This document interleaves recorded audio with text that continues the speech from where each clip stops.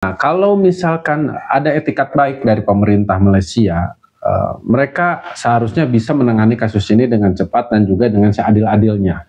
Minimal itu bisa menunjukkan bahwa memang mereka juga ingin menjaga hubungan antar kedua negara. Dan umpama ada serangan dari pihak-pihak tertentu terhadap Indonesia. Nah, kira-kira apa respon Malaysia termasuk masyarakatnya? Nah, kalau terjadi perang darat, kira-kira lokasi yang strategis itu biasanya dilakukan di mana, Jam? Kemungkinan besarnya. Halo, Ijam. Selamat siang, Jam. Halo Dani, gimana hari ini? Masih sibuk ngejar target video? Ya, pastinya, Jam. Kita hajar terus, Jam. Kita kejar target 10 video per hari. Nah, kamu ingat ya, Jam, video pembahasan kita tentang beberapa wilayah yang ada di Malaysia yang sempat ingin memisahkan diri. Kamu ingat itu nggak? Mantap Dani, gas terus pokoknya. Nah, soal pembahasan wilayah di Malaysia yang sempat ingin memisahkan diri, aku ingat beberapa wilayah yang pernah punya gerakan atau keinginan buat lepas itu, salah satunya Sabah dan Sarawak, terutama di awal pembentukan Malaysia. Terus juga Santan yang pernah menggugat ke mahkamah, meskipun akhirnya tetap bertahan. Kamu mau fokus bahas yang mana, Jem? Atau mau lihat lebih dalam soal alasan dan dinamika politiknya? Enggak, Jam. Kita nggak bahas itu. Kamu nanti jawabnya singkat-singkat dulu aja ya, Jam. Yang saya maksud itu jadi pas kemarin kita bahas masalah wilayah yang ingin memisahkan diri Malaysia, khususnya Sabah sama Sarawak gitu, Jam. Dan ternyata banyak respon dari masyarakat atau penduduk Malaysia itu sendiri yang respect terhadap video itu, dan ternyata gak sedikit dari mereka di antara yang komen itu, Jam, menginginkan memang Sabah atau Sarawak itu pisah dari Malaysia. Nah, yang jadi pertanyaan saya, sebenarnya apa yang terjadi antara pemerintah pusat atau negara Malaysia ini dengan Sabah dan juga Sarawak? Kenapa banyak sekali masyarakat asli sana yang sependapat dengan isu yang kita angkat waktu itu? Padahal kita membicarakan fakta yang pernah terjadi di beberapa tahun ke belakang. Nah, ini menarik, Jam. Jadi, hubungan antara pemerintah pusat Malaysia dengan Sabah dan Sarawak memang sudah lama ada ketegangan, terutama soal otonomi, ekonomi, dan janji yang belum ditepati sejak pembentukan Malaysia tahun 1963. Dua wilayah ini sebenarnya punya hak khusus yang dijamin dalam Perjanjian Malaysia 1963, termasuk lebih banyak otonomi dalam urusan hukum, imigrasi, dan pajak. Tapi, banyak masyarakat di sana merasa bahwa janji ini tidak sepenuhnya ditepati oleh pemerintah pusat. Selain dia disimpan seni Charles. Meskipun Sabah dan Sarawak kaya sumber daya alam seperti minyak dan gas, mereka merasa hasilnya lebih banyak mengalir ke Kuala Lumpur dibanding dinikmati oleh rakyat setempat. Ditambah lagi, pembangunan di wilayah ini dianggap lebih lambat dibanding sebenarnya. Nah, faktor-faktor ini yang bikin sebagian masyarakat asli Sabah dan Sarawak merasa mereka lebih baik berdiri sendiri atau punya lebih banyak otonomi. Makanya ketika video kamu bahas ini, banyak yang merasa relate karena memang isu ini masih relevan sampai sekarang. Oke, tapi tidak hanya itu, Jam. Ada lagi soal pembahasan kita tentang kasus penembakan WNI yang terjadi di Malaysia. Nah, itu juga menuai banyak sekali komentar dan juga beberapa teman-teman kita memberikan saran tindakan-tindakan apa yang harus dilakukan agar untuk menyelesaikan kasus ini, terutama, Jam. Banyak sekali yang memberikan pendapat dan juga ya memang tidak sedikit yang khususnya masyarakat Malaysia yang tetap membela dan pada pendiriannya. Padahal yang kita bicarakan adalah fakta dan juga realita gitu, Jam. Isu penembakan WNI di Malaysia memang selalu jadi perdebatan panas. Apalagi kalau menyangkut TKI atau dugaan kriminalitas. Biasanya kalau ada kasus seperti ini, masyarakat terpecah dua. Ada yang membela tindakan otoritas Malaysia dengan alasan hukum dan keamanan, sementara yang lain melihatnya sebagai tindakan berlebihan atau tidak adil terhadap WNI. Reaksi masyarakat Malaysia yang tetap membela pemerintah itu bisa jadi karena mereka melihat dari sudut pandang hukum negaranya sendiri. Sementara, dari perspektif kita, kasus seperti ini sering dianggap kurang transparan atau tidak diberikan keadilan yang cukup bagi korban dan keluarganya. Listen, what doesn't lead to Donald Smith started in GGC? Tapi yang paling penting, diskusi tetap berjalan dengan fakta yang jelas, supaya tidak cuma debat tanpa arah. Mungkin ke depan kita bisa bahas lebih dalam soal perlindungan hukum bagi WNI di Malaysia, biar makin banyak yang paham soal ini.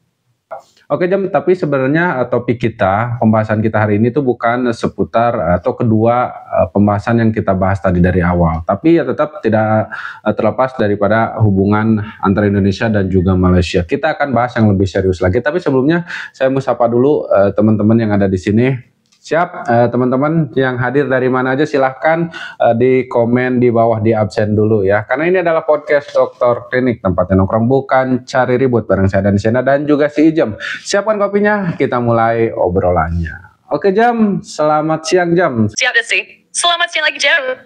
Buat teman-teman yang baru hadir, selamat datang di podcast Dokter Klinik. Nah, Dani, kamu bilang pembahasannya lebih dalam lagi. Ini tentang politik, ekonomi, atau mungkin sejarah hubungan kedua negara. Biar aku siapin data yang lebih tajam. Oke, wah Ijem udah nggak sabar nih kalau udah pembahasannya menyangkut Malaysia. Ijem, wah kayaknya semangat banget Jam. Jelas Jam. Soalnya kalau udah ngomongin Indonesia-Malaysia, pasti banyak sudut yang bisa dikulik. Dari sejarah, politik, sampai konflik kecil yang sering muncul. Apalagi kalau pembahasannya serius, makin seru buat pecah satu persatu. Jadi, kita bakal masuk ke isu besar apa nih, Dani? Oh, siap. Nah, itu dia Jam. Selalu ada konflik atau permasalahan kecil atau gesekan-gesekan yang ya udah biasa, dianggap kita udah biasa itu terjadi. Dan makanya setiap kali pembahasan Malaysia saya selalu bilang, ini bukan kita mendorong untuk perang, kita bukan mendorong untuk membuat konflik lebih panas, tidak. Jadi kita juga harus tahu bahwa hal-hal seperti ini tuh pasti dan bakalan terjadi terus-menerus, itu karena hubungan kedua negara itu memang kedua negara ini memang dari awal juga emang udah kayak gini Jem. Makanya saya selalu bahas ini bukan untuk agar kita perang atau apa segala macam, tapi kemungkinan itu akan terjadi dan kita harus siap untuk itu semua Jem. Kita harus mempersiapkan diri dan kita harus tahu apa aja yang akan terjadi, perkiraan apa yang akan terjadi di masa depan. Hanya memperkirakan aja, bukan memprediksikan atau meramalkan, karena saya bukan peramal. Betul banget, Dani. Kita bahas ini bukan buat manas-manasin atau bikin provokasi, tapi buat memahami dinamika hubungan Indonesia-Malaysia yang emang dari dulu penuh naik turun. Gesekan itu pasti ada, dari isu perbatasan, tenaga kerja, budaya, sampai politik regional. Wah, kalau kita bicara soal perkiraan ke depan, ada beberapa skenario yang mungkin terjadi dalam hubungan Indonesia-Malaysia. Tes, apakah nanti lebih ke arah kerjasama yang makin erat, atau malah gesekan makin sering muncul? Tergantung banyak faktor, termasuk kepemimpinan politik, kondisi ekonomi, dan geopolitik Asia Tenggara. Dan ini mau fokus ke kemungkinan konflik, kerjasama, atau dinamika politik antara dua negara ini. Biar aku atur sudut pandangnya. Saya ngelihatnya gini, Jam.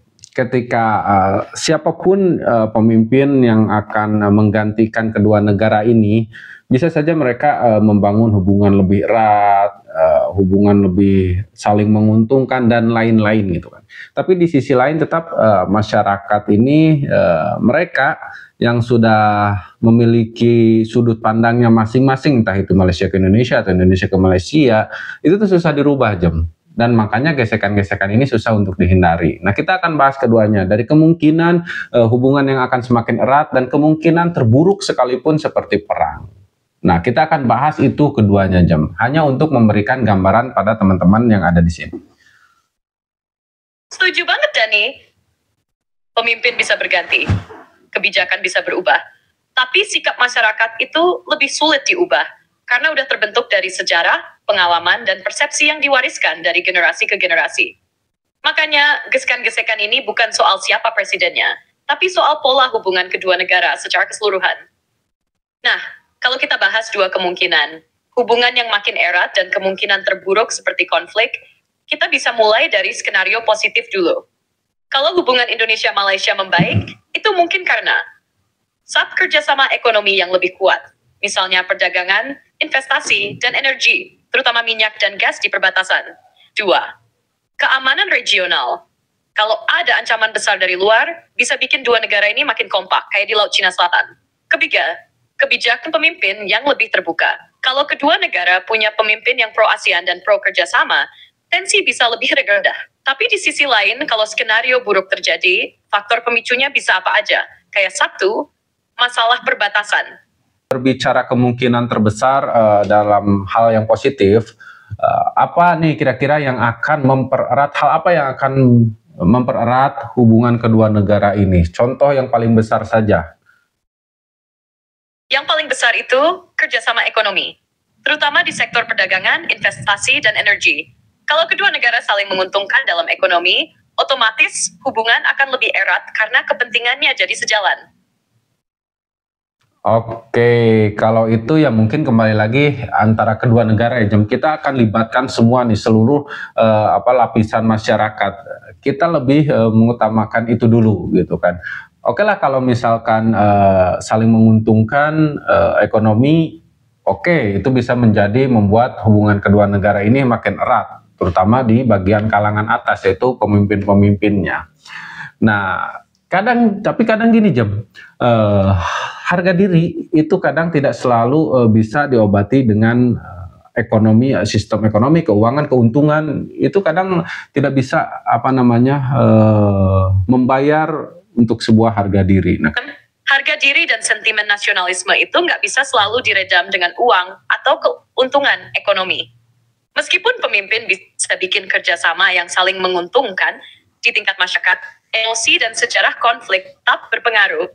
Kalau ada kejadian yang menyangkut martabat bangsa, kayak sengketa wilayah atau kasus perlakuan buruk terhadap WNI, itu bisa langsung memicu ketegangan, tanpa peduli seberapa erat hubungan ekonomi.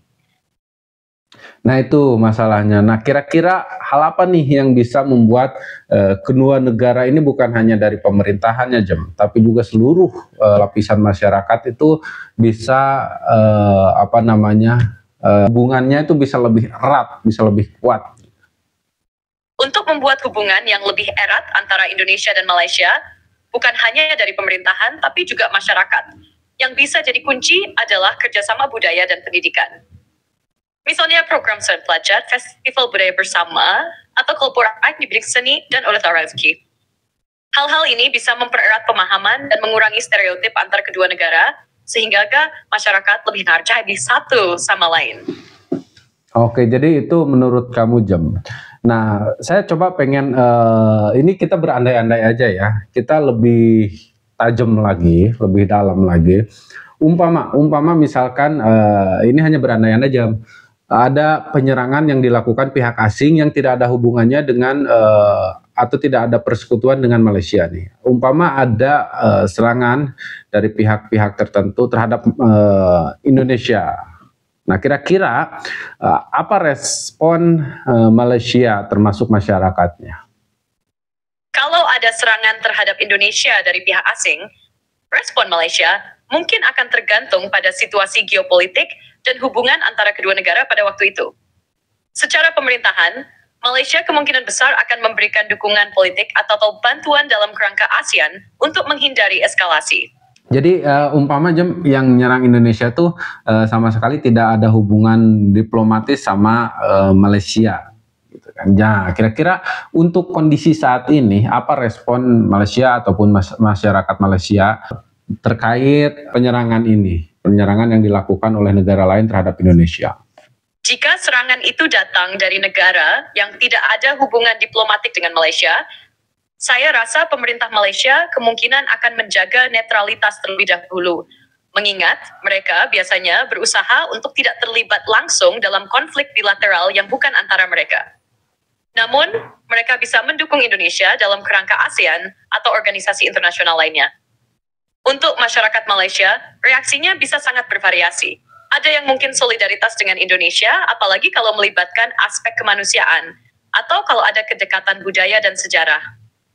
Tapi, di sisi lain, ada kemungkinan juga yang lebih skeptis atau tidak terlalu peduli, terutama jika ada ketegangan politik atau sosial sebelumnya antara kedua negara.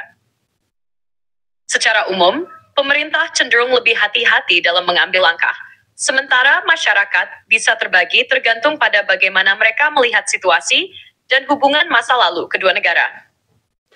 Oke, nah jika sebaliknya kalau misalkan sebaliknya gimana? Ada negara yang nyerang nih Malaysia. Kira-kira menurut kamu tanggapan atau respek seperti apa yang akan diberikan pemerintah maupun masyarakat yang ada di Indonesia ini? Umpama nih yang nyerangnya mereka memang tidak memiliki hubungan diplomatis terhadap negara Indonesia. Kalau sebaliknya, yaitu ada serangan terhadap Malaysia oleh negara yang tidak memiliki hubungan diplomatik dengan Indonesia, saya rasa pemerintah Indonesia kemungkinan besar akan memberikan dukungan diplomatik, terutama dalam konteks kerjasama ASEAN dan menjaga stabilitas kawasan. Indonesia mungkin akan menyatakan solidaritas atau mengutuk agresi tersebut sesuai dengan posisi Indonesia sebagai negara besar di kawasan. Untuk masyarakat Indonesia, responsnya bisa sangat beragam. Tapi mungkin ada yang solidaritasin karena melihat Malaysia sebagai tetangga yang penting dan bagian dari ASEAN. Ada juga yang mungkin tetap kritik atau skeptis, terutama jika ada hubungan sosial atau politik yang masih tegang, atau jika ada perasaan negatif terkait masalah-masalah sebelumnya. Secara keseluruhan, pemerintah Indonesia mungkin akan lebih fokus pada aspek diplomasi internasional, sementara masyarakat lebih dipengaruhi oleh sentimen nasionalisme dan sejarah kedua negara. Oke, jadi kalau dari sudut pandang saya nih, sebenarnya kedua negara ini masyarakatnya, kita bisa masyarakatnya aja. Kedua belah pihak atau kedua masyarakat yang ada di masing-masing negara ini sebenarnya susah ditebak, Kadang mereka tuh seolah-olah pengen Indonesia dan Malaysia itu bersatu, berpegang erat gitu kan, saling mendukung. Itu respon masyarakat. Tapi di sisi lain, kayak gesekan-gesekan, kayak ejekan-ejekan dan perang-perang kecil gitu kan antara masyarakatnya itu sering terjadi gitu. Tapi kembali lagi di sisi lain, ini berdasarkan entah itu riwayat komentar ataupun melihat respon-respon netizen yang ada di media sosial, itu kurang lebih seperti itu, Jadi di sisi lain mereka beranggapan sebagian dari mereka beranggapan kalau kita ini saudara, harus saling melindungi dan harus saling menjaga. Tapi di sisi lain banyak juga, tidak sedikit malah masyarakat kedua belah pihak ini yang yaitu saling mengutuk dan ingin saling menjatuhkan. Nah, itu tuh sebenarnya sesuatu yang unik sebenarnya, dan kemungkinan besar kalau menurut saya jika terjadi sesuatu di antara kedua negara ini, entah Malaysia ataupun negara, kemungkinan besar akan ada dukungan moral, support dan lain-lain dari masyarakat itu sendiri. Kemungkinan besar seperti itu. Tapi ya kembali lagi kita nggak tahu, karena masyarakat kembali yang menentukan. Kita nggak bisa menebak seluruh isi hati masyarakat. Nah, jadi kalian nih, menurut kalian jika hal itu terjadi, apa yang akan kalian lakukan? Menurut kalian tuh seperti apa? Silahkan coba komentar, sharing kalian pribadi aja, gak usah bicarain orang lain. Kalian pribadi ini akan lebih respect terhadap Malaysia, begitupun sebaliknya Malaysia akan respect Indonesia, atau kebalikannya. Nah, silahkan kasih tahu kita di kolom komentar. Oke, itu kan beberapa kemungkinan dalam segi positif, Kita akan bahas beberapa kemungkinan dalam hal yang negatif. Hal buruk apa yang mungkin terjadi antara kedua negara ini? Hal terburuk yang mungkin terjadi antara Indonesia dan Malaysia adalah konflik militer terbuka. Meskipun keduanya bagian dari ASEAN dan memiliki kerjasama regional, namun gesekan-gesekan yang terjadi, seperti masalah sengketa wilayah, misalnya di Laut Cina Selatan atau Sabah, bisa saja memanas hingga ke konflik bersenjata. Selain itu, provokasi melalui media sosial yang bisa memperburuk persepsi masing-masing negara juga bisa memperbesar ketegangan. Namun, skenario ini sangat tidak diinginkan, dan semoga bisa dihindari dengan diplomasi dan kerjasama yang terus diperkuat. Betul, skenario ini memang tidak diinginkan oleh kedua belah pihak, khususnya pemerintah-pemerintah dari kedua negara ini. Tapi kembali lagi seperti yang saya bilang, bahwa hal-hal apapun bisa saja terjadi, dari hal kecil, gesekan-gesekan kecil. Ini meskipun kemarin udah agak adem-adem, tapi tetap aja gitu kan, pasti akan terjadi lagi, cepat atau lambat pasti akan terjadi lagi gitu kan. Dan benar saja terjadi. Nah, kali ini kita akan memberikan gambaran jika saja terjadi sesuatu hal yang negatif gitu kan. Jadi kali ini kita bukan menginginkan skenario ini seperti perang dan lain-lain terjadi. Kita hanya memberikan wawasan dan juga gambaran apakah apa saja yang akan terjadi dan seperti apa hasilnya jika memang hal terburuk terjadi antara kedua negara ini, Jam. Betul banget, Dani. Kita memang enggak berharap skenario negatif seperti itu terjadi. Tapi memang penting juga untuk memahami potensi konflik dan apa yang bisa terjadi supaya kita bisa lebih siap dan waspada. Meskipun kita bicara tentang kemungkinan terburuk, tetap yang terbaik adalah mengutamakan dialog dan diplomasi agar hal-hal seperti ini bisa diredam sebelum berkembang jadi lebih besar. Memiliki wawasan tentang potensi eskalasi akan membantu masyarakat dan pemimpin untuk selalu berusaha menjaga perdamaian. Oke, nah itu yang saya maksud, Jam. Kita harus ngasih wawasan juga kepada khususnya masyarakat Indonesia, Jam.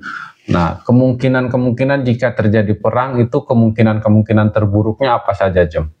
Kalau kita berandai-andai dan membahas skenario terburuk, yaitu perang terbuka antara Indonesia dan Malaysia, beberapa kemungkinan terburuk yang bisa terjadi adalah 1. Eskalasi konflik regional. Perang antara Indonesia dan Malaysia bisa menarik negara-negara lain, terutama yang memiliki kepentingan di kawasan ASEAN, atau yang terlibat dalam sengketa wilayah, seperti negara-negara besar atau negara-negara yang ada di sekitar Laut Cina Selatan. 2. Kerusakan infrastruktur. Perang pasti akan menyebabkan kerusakan besar pada infrastruktur di kedua negara, termasuk perekonomian yang akan sangat terpengaruh. Ini bisa berdampak jangka panjang pada daya saing ekonomi kedua negara. Kehilangan nyawa dan trauma sosial. Konflik semacam itu tentu akan menyebabkan korban jiwa dan trauma sosial, baik di kalangan militer maupun masyarakat sipil. Masyarakat yang tak terlibat langsung juga bisa terkena dampak secara psikologis dan sosial. Oke, 3 aja cukup ya, Jam. Jadi nih, ternyata sipil pun bisa sangat terlibat ya kalau misalkan terjadi hal buruk seperti ini. Nah, kemungkinan besar umpama terjadi nih sesuatu yang tidak diinginkan seperti perang antara Indonesia dan juga Malaysia. Nah, kalau terjadi perang darat, kira-kira lokasi yang strategis itu biasanya dilakukan di mana, Jam? Kemungkinan besarnya. Kalau terjadi perang darat antara Indonesia dan Malaysia, kemungkinan besar lokasi strategis yang akan menjadi fokus pertempuran adalah 1. Perbatasan Kalimantan. Wilayah perbatasan antara Kalimantan Indonesia dan Sarawak Malaysia akan menjadi titik strategis, mengingat keduanya berbagi garis perbatasan panjang yang rawan gesekan, terutama di sektor Sungai Kalimantan dan hutan-hutan yang cukup sulit dijangkau. 2. Laut Sulawesi dan Selat Malaka. Meskipun ini lebih ke konflik laut, perang darat mungkin akan melibatkan penguasaan kawasan Selat Malaka yang sangat vital untuk jalur perdagangan kedua negara. Pangkalan-pangkalan militer di sekitar kawasan ini, seperti di Sumatera atau Johor, Malaysia, akan menjadi lokasi strategis. 3. Wilayah kota dan pelabuhan. Kota besar seperti Pontianak di Indonesia dan Kuala Lumpur atau Johor Bahru di Malaysia akan jadi lokasi yang tidak hanya penting secara politik, tapi juga ekonomi dan strategis, mengingat kedekatannya dengan kawasan perekonomian utama. Namun, tentu saja ini semua sangat bergantung pada taktik militer dan strategi yang diterapkan kedua belah pihak. Perang darat juga akan memperhitungkan faktor seperti keterbatasan sumber daya, infrastruktur, dan dukungan internasional. Sekarang Sabah dan Sarawak gitu kan. Sabah kan kalau misalkan kita lihat Kalimantan, jadi mereka tuh kayak misalkan jauh gitu kan, jauh dari pusat pemerintahan Malaysia gitu kan. Sementara untuk melawan Kalimantan sendiri, Kalimantan itu jauh lebih besar daripada Sabah dan Sarawak jika digabungkan gitu kan. Nah, itu kira-kira respon seperti apa yang diberikan oleh Sabah atau Sarawak? Jika terjadi skenario semacam itu, di mana Sabah dan Sarawak berada dalam posisi yang harus melawan Kalimantan, yang jauh lebih besar secara geografis, Bisa ada beberapa respons dari Sabah dan Sarawak yang berdasarkan pada kondisi mereka saat itu. 1. Kemungkinan pendekatan diplomatik. Mengingat kedua wilayah tersebut memiliki sejarah keinginan untuk merdeka atau memiliki otonomi lebih besar, mereka mungkin akan mencari jalur diplomatik lebih dulu, baik itu dengan Malaysia atau dengan negara internasional, untuk mencari solusi damai dan menghindari konfrontasi langsung. 2. Perang gerilya.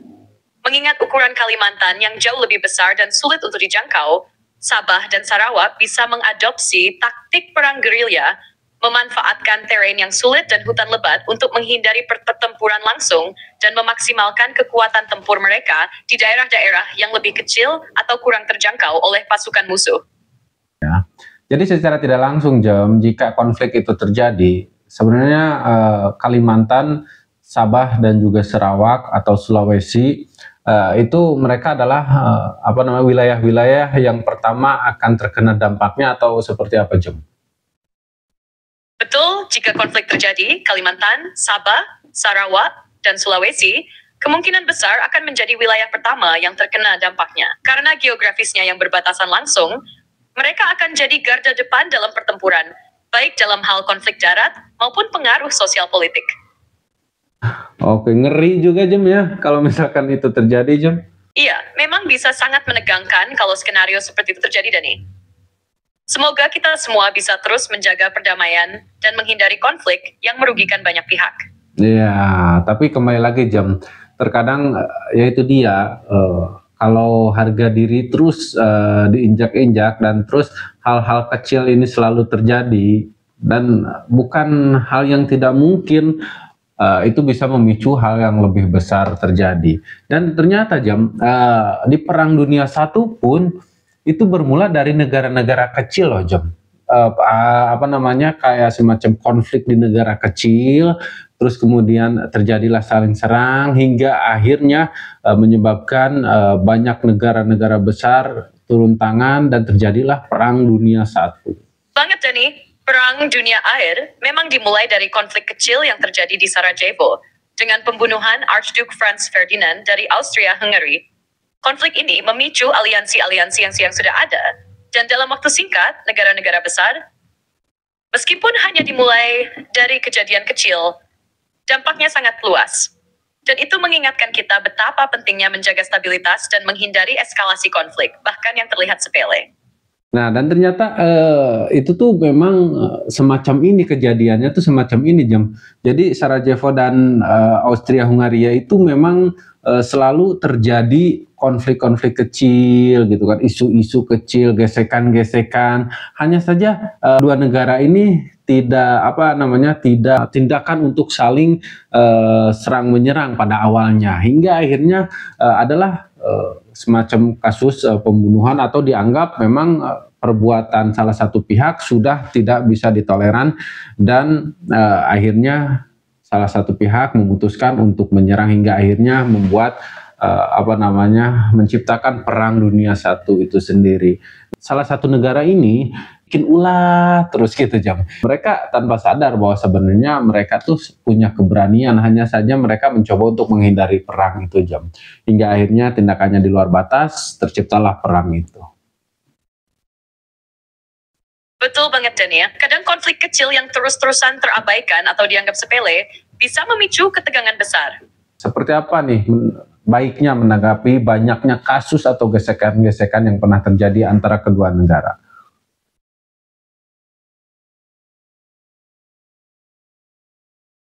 Menanggapi konflik kecil atau gesekan-gesekan yang terjadi, sebaiknya kedua negara lebih mengutamakan diplomasi dan dialog sebagai langkah pertama. Meskipun ada perbedaan pendapat atau kecewaan, penting untuk menjaga komunikasi terbuka antara pemerintah dan masyarakat. Misalnya, jika ada insiden seperti pembunuhan atau kesalahpahaman, investigasi yang transparan dan dialog konstruktif bisa membantu meredakan ketegangan. Selain itu, masyarakat juga perlu diberikan edukasi tentang toleransi dan pentingnya menjaga hubungan baik, meskipun ada sejarah atau isu yang sulit diselesaikan. Kedepan, yang terpenting adalah mencegah eskalasi, dengan selalu mengingat bahwa damai itu lebih menguntungkan untuk semua pihak. Oke, betul Jam. Damai menguntungkan untuk semua pihak. Pasti, itu selalu pasti. Tapi susah Jam kalau kita berbicaranya harga diri, pasti gak ada alasan yang bisa menutupi itu semua Jam. Gak ada gitu kan, ekonomi, uang, apa segala macam. Kalau udah berhubungan dengan harga diri, ya susah. Gitu. Menurut saya sebaiknya sebisa mungkin kedua negara ataupun kedua belah pihak, mau itu pemerintah atau masyarakatnya itu sendiri, yuk mulai sekarang dicoba nih untuk tidak saling menciptakan gesekan-gesekan, sebisa mungkin dihindari, saling hormati, saling hargai kedua belah pihak atau kedua belah negara ini, mau itu masyarakatnya, pemerintahnya, siapapun itu gitu kan. Nah barulah di situ ya. Betul sekali Dani. Memang harga diri itu kadang lebih sulit untuk ditoleransi daripada hal lain seperti ekonomi atau kebutuhan. Tetapi kalau kita semua, baik pemerintah maupun masyarakat, dapat lebih fokus pada saling menghargai dan menghindari gesekan-gesekan yang tidak perlu, itu akan sangat membantu menjaga hubungan yang lebih baik di masa depan. Menghormati perbedaan dan menjaga komunikasi yang baik, itu kunci untuk mencegah konflik lebih lanjut. Kalau sudah saling menghargai, harga diri bisa tetap dijaga tanpa harus menimbulkan permusuhan. Oke, contoh Jam, contoh kasus terakhir yang terjadi, yaitu penembakan 5 WNI yang terjadi di di Malaysia. Nah, kalau misalkan ada etikat baik dari pemerintah Malaysia, mereka seharusnya bisa menangani kasus ini dengan cepat dan juga dengan seadil-adilnya. Nah, itu kalau misalkan itu dilakukan, minimal itu bisa menunjukin bahwa memang mereka juga ingin menjaga hubungan antar kedua negara. Dan Indonesia dari pemimpinnya Prabowo, mereka udah kita udah mencoba untuk memberikan kepercayaan kepada Malaysia untuk melakukan investigasi.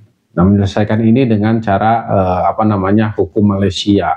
Nah, kita harus lihat juga respon Malaysia itu seperti apa. Jangan biarkan berlarut-larut, jangan biarkan amarah masyarakat makin memuncak.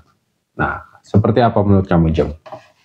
Langkah yang diambil oleh Prabowo dan memberikan kepercayaan kepada Malaysia untuk menangani kasus ini dengan cara hukum yang ada di sana sudah sangat bijak. Ini sulit unit and contact tapi menjauhi dengan baik is unketelhardy. Namun memang, jika Malaysia dapat menangani kasus ini dengan cepat dan adil, itu akan sangat membantu meredakan kekesalan ada. Pemerintah Indonesia harus tetap memberikan tekanan yang konstruktif agar proses hukum berjalan transparan dan tidak berlarut-larut. Jika ini bisa diselesaikan dengan adil, itu akan menjadi langkah penting untuk menunjukkan keseriusan kedua belah pihak dalam menjaga hubungan bilateral yang lebih baik ke depannya. Oke, siap lah Jam. Intinya Ijem doakan aja yang terbaik ya Jam buat negara ini. Oke, sepertinya kita harus akhiri dulu perbincangan kita sampai di sini Jam, karena waktu udah cukup lama juga kita ngobrol di sini. Siap teman-teman, terima kasih banyak udah nonton sampai sejauh ini. Ingat, jangan pernah jadikan atau dilarang menjadikan video ini sebagai acuan atau patokan untuk sesuatu yang lebih dalam, karena apapun yang kita bicarakan di sini bisa saja kurang ataupun penuh dengan bisa saja salah ataupun juga penuh dengan kekurangan. Oke, siap teman-teman. Sekali lagi terima kasih banyak. Saya Dani Sena. Interpretasi Anca dan after just gratis dan kecuali rakunyuman planning bimet. Terima kasih teman-teman sudah mendengarkan dan moga obrolan ini memberikan wawasan meskipun topiknya berat. Sampai jumpa di perbincangan selanjutnya.